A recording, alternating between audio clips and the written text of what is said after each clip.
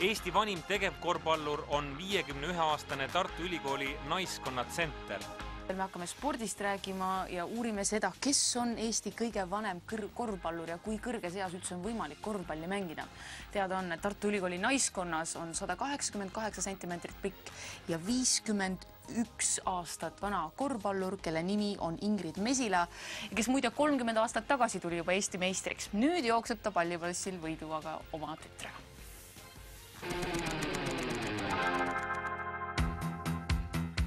Eesti üks kuulsamaid korvpallureid Aivar Kuusmaa riputas oma ketsid varna olles 37 aasta vanune. Sama vanalt tegi selle otsusega Gert Kullamäe. Seevastu Margus Metstak pallis noortega meistriliigas veel 46 aasta vanuselt. Aga see kõik on lapse mäng. Tartu Ülikooli naiskonnas mängib tänavusel hooajal meistriliigas Ingrid Mesila, kes tähistas märtsis juba oma 51. sünnipäeva. Kuidas sündis teie otsus tulla tippkorvpalli tagasi? Ei, ega see nüüd nii-öelda minu otsus polnudki. Treener Kerli Odrus kutsus mind. Ühesõnaga, ma olen siin ülikooli harrastajatega koos. Sellises tudengigrupis tasapisi korvpalli mängid. Üks vanake õppejõud tudengitega koos.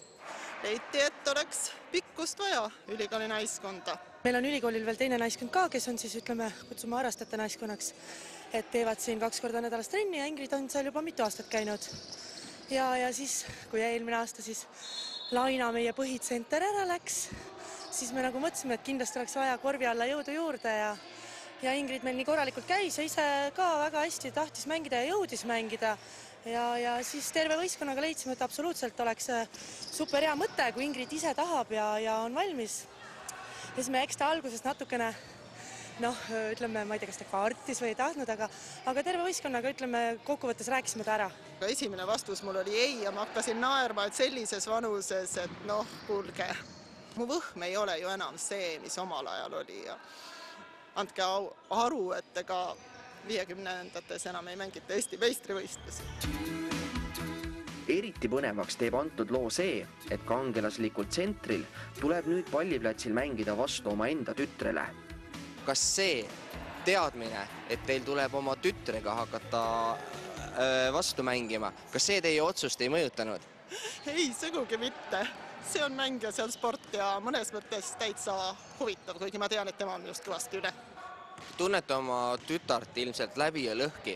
Kas seetõttu on palliplatsil ka kergem või raskem tema vastu mängida? Ausalt öeldes esimene mäng, kui me vastu läksime, oli natuke imelik ja veidikene kõhe. Ei ole ta kergem ega raskem midagi. Tore on. No mis sinu esimene reaktsioon oli, kui sa kuulsid, et sul tuleb sellel hooajal oma ema vastu mängima hakata? No kõigepealt ma üldse mõtlesin, kuidas ta jõuab seda mängutempoga kaasa minna. Aga eks mul oli ikka mõttes, et temast üle mängida. Eks ma natuke tean ta liikumist ette, aga üldiselt on kõik sama. See on tubli, et inimene jõuab veel ja muidugi teistpidi jälle kahetsusväärne, et Eesti naiste korvpall on võimalik veel 50 aastat läbi lüüa. Ma olen küll kaua aega olnud Eesti korvpallis, aga ma niisugust pretsedenti ei mäleta. Kui Laina tuleb, ründab, teie olete kaitses, korvi all.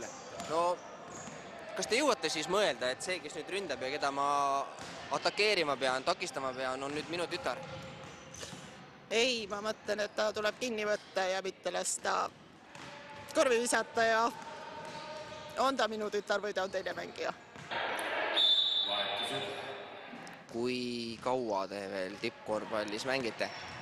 Oi ei, seda ei tea. No selle hooaja, selle ralli pean vastu. Näis, kas Kerli Odrust leiab, et järgmisel hooajal on veel vaja või tuleb kuskilt mõni noorem ja parem pikem peale.